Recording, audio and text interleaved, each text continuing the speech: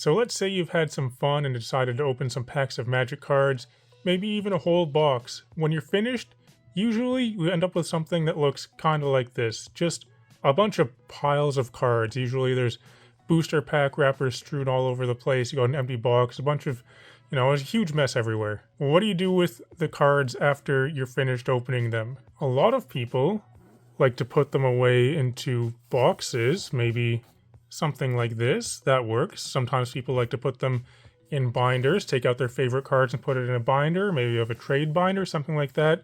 The problem that a lot of people have, though, is after they've put their cards away, they can kind of get lost, and it's hard to find exactly which card you need because you don't know exactly where you put any specific card. A lot of the time when people get into the game, they'll start off with maybe just like one shoebox or something, and that works just fine. But as your collection grows, it gets harder and harder to track where exactly any given card is. And I've been collecting cards for a while, so I've had to deal with this issue, and I've come up with a system that I think works very well. I've talked about this a little bit in a previous video, but I'm going to show you how it is that I organize my cards, and it looks a little bit like this. These are set binders. This is how I store my cards after I open them. There is a binder for every set as it comes out. After I open the cards, they'll eventually end up in these binders, and I think this is the best way to store them because you can find anything you want very quickly. Now let's take a closer look at one of these binders and we'll see exactly how it is that it's laid out. And then after that, I'm going to show you how I go from getting those piles of cards after opening a box to this finished product. Because there is a pretty specific method that I follow for just sorting piles of cards. So as you can see, this is my Thunder Junction binder, and we have the white cards up front. That's because Magic cards go in a specific order by color.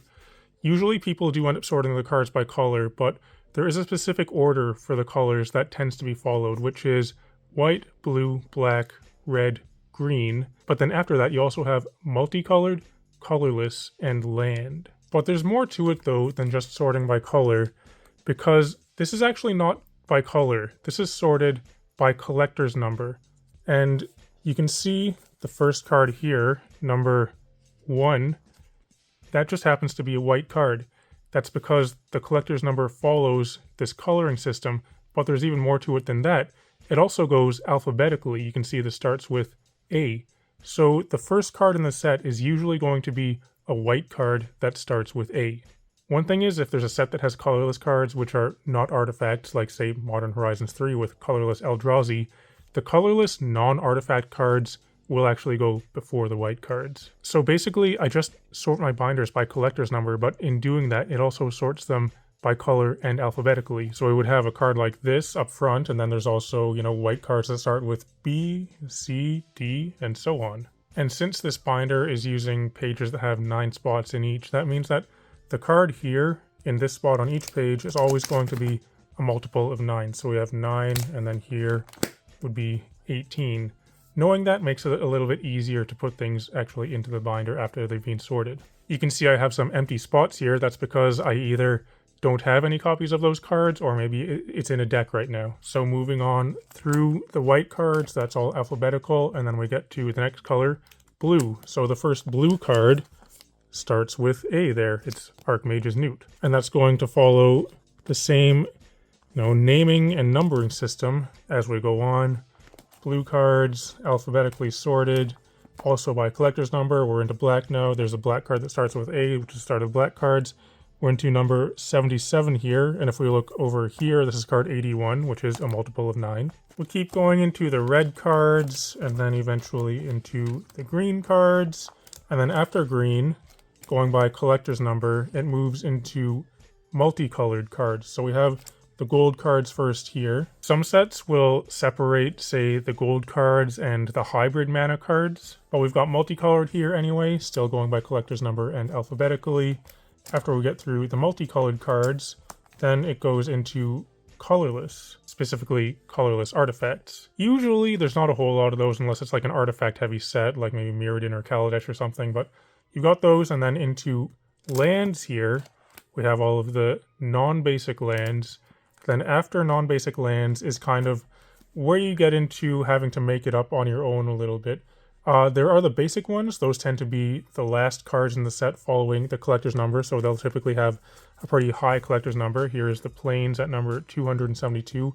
These also follow the coloring system, so the basic lands go white, blue, black, red, green. Apparently I don't have any islands there. Sometimes in sets you'll have cards with special artwork or something that makes them special that makes it not necessarily follow the collector's number system the way you might think. So say, for example, we have this Jace here. I'm not exactly sure why this one is numbered the way it is, but this is a blue card, but for some reason the collector's number puts it at number 271. So that's way at the end, not with the rest of the blue cards, but this is where it should be following the collector's number. There are also tokens with each set as well. I like to keep some of those too. These follow their own numbering system, so for each set the tokens will have their own numbers, which start at 1 right here. So this is number 1 in the token, I guess, kind of subset. So usually it'll be like, you know, around 20-ish tokens, more or less. But we have 1 through 18 right here. And then in most sets now, you typically have at least one bonus sheet of cards. Thunder Junction had 2 of them. I like to put that in the same binder with the set that it goes with. So in this one I have these... I don't know what these are called, the wanted poster cards. I have a separate section for that at the end as well, and once again, these have their own numbering system. So this is number 1 of this particular bonus sheet, Fell the Money right here. This also does follow the coloring system too, though. So this is the white cards up front. So for this bonus sheet, we've got, you know, the white cards, the blue cards, the black ones. Apparently I don't have a lot of the black ones because there's lots of empty space there. Got the red ones and the green ones, also multicolored at the end, and if there were colorless ones, they would be after the multicolored ones. With Thunder Junction, you also have a second bonus sheet, though. It's the big score cards, I think is what it's called. I've got those after the first bonus sheet here. Here's one of them, Greed's Gambit. I think there's a couple more. Yes, some more right there. Usually what I'll also do is if I have any of the Commander deck exclusive cards for a set, I'll put that in with the binder as well, right at the end. I guess I just don't have any Thunder Junction Commander cards because they would be here if I had them, but same thing, I would have a few pages here with the new Commander cards from this set. There is a little bit more that I can tell you about this organization though, because people have asked me before, how many of each card do I keep in a binder? I'll keep at least 1 of every card in the binder if I own it, or as long as it's not in a deck or something. If it's a rare or mythic, I'll put up to a full playset in the binder. So let me find a rare mythic. Here's a rare. I only have 1 copy of that. What about this High Noon here? This is a rare. It looks like I have multiple copies of that. Yes, I have a full place. I actually have 5 copies of Aven Interrupter there. That's 1 more than I would usually have. Only 1 copy of this though. But usually I'll keep up to a full playset of any rare or mythic, or any card that I think is particularly good, like if it has chances of seeing play or having value or something. So if it's a common or uncommon, which is notable, I'll also keep a playset of that in the binder. So usually there will be a maximum of 8 cards in any pocket, because you can see there's 1 facing each way. So say I had 4 copies of Prairie Dog and 4 copies of Steer Clear, there would be 8 cards in here. Once you get past 8, it kind of tends to stretch the pages a little bit, and you can fit more in there, but it's just not exactly a comfortable fit. Anything beyond 4 copies, I'll usually put that away in a box somewhere, and if I need to find it, I can, but you know, if I need something for a deck, or just like if I need a copy of it right away, I'll know exactly where it is. I'll just grab the one out of the binder. What about foils though? Here's a foil Holy Cow. I just put that in with, you know, the regular cards. So Holy Cow, I have 4 copies of it there, 3 of them are foil. I'll just, you know, if I have a foil copy of it, I'll put it in with where the regular one would go. Same thing with showcase art. So showcase art cards actually have their own numbering system as well. So with new sets of cards, you'll see really high numbers. Like some of them have cards in the thousands for collector's numbers. And to me, that just makes the binder way too big. Like I don't really want to have a binder where it's like, you know, 3 different spots for the same card in each binder. I used to separate the showcase art cards in their, you know, their own section in the binder. So like say there was a showcase art of One Last Job here, I would have the regular one here, but then the showcase art one further on in the binder in the showcase art section. I stopped doing that though because it just made the binders get way too big. So now what I'll do is I'll just put the showcase art where the regular one would go. I just mix them together and it's the same card, it just looks different. One thing I'll also mention is that if you're using 3-ring binders like this, there is the chance of getting your cards a binder ding. Some of you may not know that term, but what it is basically the cards that are on this spot right here, you can see they're quite close to these metal rings. It is possible for the rings to push up against the card and leave an indent. Sometimes it can be a pretty significant indent, which means the card is damaged. It's just kind of a risk that you have to deal with using 3-ring binders. A lot of people don't use 3-ring binders for that reason, but I like to use them because, you know, they're cheap, they're easily accessible. You can customize them a lot because say I wanted to take out this page and move it around or something like that, I can just open the binder and move the entire page. I find that very useful, but there is the risk of having these cards get damaged. So what I'll do is if there's a card that would go in one of these spots and that card is valuable, usually I'll just say this was a valuable card. I would just take this out and move it over one spot and swap it with this card. So yes, it's not in perfect order anymore, but that means this card it has no chance of getting a binder ding. So, you know, it's close enough to where it should be that I'll find it if I need to find it, and it's in a safe spot. Some people take that actually a step further and they will just not put anything in this row of cards. You could do that, but it's kind of wasting a lot of binder space, I think. So that's how my binders are organized. I like this system quite a lot because if I need to find literally any card for which I have a binder for that set, I can find it in like 10 seconds because I know exactly where it is. You know, say I wanted a red card that started with the letter T. I'll just flip over to the red section, go alphabetically. Here's the red T sections. It would be right here, one of those 4 cards. So, you know, it kind of avoids the issue of having to look through a bunch of miscellaneous boxes and like flip through cards and, you know, pick them out and fan through them and see where is this card that I know I own, but it's in here somewhere, right? But here I know exactly where it is. But also, I still have some useful information for you because you might want to know, how do I get from just these piles of cards that I have off screen? So say you open a box of cards, you just have a pile of mixed cards. How do you get from that to having it organized in this binder? This does take a bit of time, but I find it to be worth it. And actually, this is one of my favorite things about trading cards in general, is this process that I'm going to show you right now. I really like organizing things. So after I open a box, I'll just have a pile of cards here. So you need to end up sorting them in the way which they're sorted in the binder, which is by collector's number. You kind of have to reverse engineer it because you could just look at the little number here and sort them that way. That's going to take forever though. So there's kind of 2 quick sorting methods that will eventually lead you to having this all be sorted by collector's number, which is also going to be alphabetized. So the first thing is you want to sort these by color, and it goes in the color system which follows the back of the card. So white, blue, black, red, green. There's a black one, green, multicolored, colorless, land. Let me find a red one. So something like that. So I would start making piles following each color. So green. I'm not going to go through this entire thing. It does take a while, but I'll speed it up a little bit and we'll have this sorted by color. Okay, so that pile of cards has all been sorted by color now. This is not as much as a full box. If it was a full box of cards, it would probably be maybe 4 times this much, but we'll just do this for the sake of the video. You'll notice one thing is also I separated out all of these bonus sheet cards.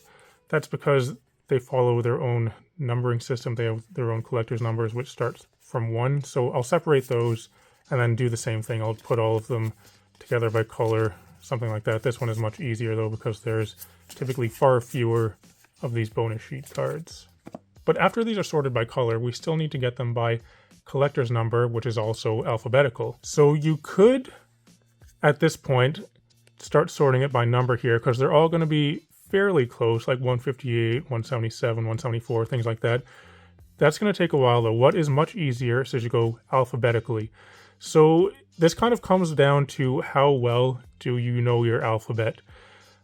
This is kind of a weird thing that I do. Maybe it's not weird, I don't know. But as I'm sorting this, I literally recite the alphabet in my head. So what I'm going to do first is pick out all of the cards which start with A, B, C, D, or E. And I'm going to pull those up to the front. So looking for A, B, C, D, E. So I'm going to have to go through this a few times. Let's see. Okay, it looks like we got all the A, B, C, D, E's. Those are right here. That's all of them. Now we'll go even further. We'll take out just all the A's. A. Okay, there's only one card that starts with A. It's Ankle Biter. What about B? Betrayal, Bristlepack, Beast Bond. So we have all the B cards, but we need to alphabetize those now. So BE comes before BR. BEA comes before BET. So now those ones are alphabetized. C, there's C, D. So we have A, B, C, D, E in green cards, all in order here. You can see the collector's number in the corner there will correspond to it, 153, 54, 55, 56, and so on. Those ones are organized. I'll set this off to the side and move on to the next chunk of letters. So we did A, B, C, D, E. Next one, I'll do F, G, H, I, J. So looking for F, G, H, I, and J. I missed a B. I'll just put that aside and get that after. F, G, H, I, J. Let's see. It's interesting doing it this way because I'll notice that certain sets tend to have more cards which start with any given letter. Like there are some sets that have a ton of cards that start with like J or something, or like some sets like S and T. Those tend to be letters that have quite a lot of cards that start with that letter. But some sets have unusual letters. So F, we're looking for F here. There's two cards which start with F. So FRE comes before FU. Okay. FG, Giant Beaver, and Gold Rush. I comes before O there, so Giant Beaver will be first. H, there's only one card that starts with H, so these are all alphabetized now. Next, we'll move on to the next chunk of letters. I'll do like K, L, M, N. So you kind of get the point. So I'll separate the alphabet into chunks of letters which are manageable, and then sort those. I'll pull them out, alphabetize them, and then by the time I'm finished, I'll have a pile of cards of a color which is all alphabetized and sorted by collector's number. And then I'll just do that for every one of these piles, and by the time I'm done, those are ready to put into the binder. Like I'll just have these, say these were all sorted, I can just open up the binder full of blank sheets and start putting it in. Just start with, this would be number 1, put that in 1, 2, 3, so on, and that's how you kind of get to the finished product. So to do an entire box worth of cards this way, it does take a while. Like I'm gonna say after you open the cards, you have just a bunch of piles of cards like this. To get from that to putting it all into the binder, it's probably gonna take an hour or two, maybe something like that. But as I said before, I really enjoy that process. It's something that I look forward to, so I don't mind it taking a while. And by the time I'm finished, I have everything put away into this. I'll put a nice little sticker on it there, just draw the set symbol so I know which set it is, and then I can find anything I want. So I hope this video was useful. That's kind of the long explanation of how I organize my cards. The short explanation is just by collector's number in binders. I'd be interested to know if any of you have any suggestions on how this method could be improved, or if there's a way to sort these faster, going from just the piles to getting them in their collector's numbers. Like, the way I showed was going by color and then breaking down the alphabet into little chunks and organizing it that way. Maybe there's a better way though, so if you have any suggestions, I'd be happy to read them. Or if you have any unique methods of organizing your cards, I'd be interested to know that as well, so you can leave that in the comments and I'd be happy to read it. But otherwise though, if you're still watching, thanks for watching. It'd be cool if you can like and subscribe and all that kind of stuff.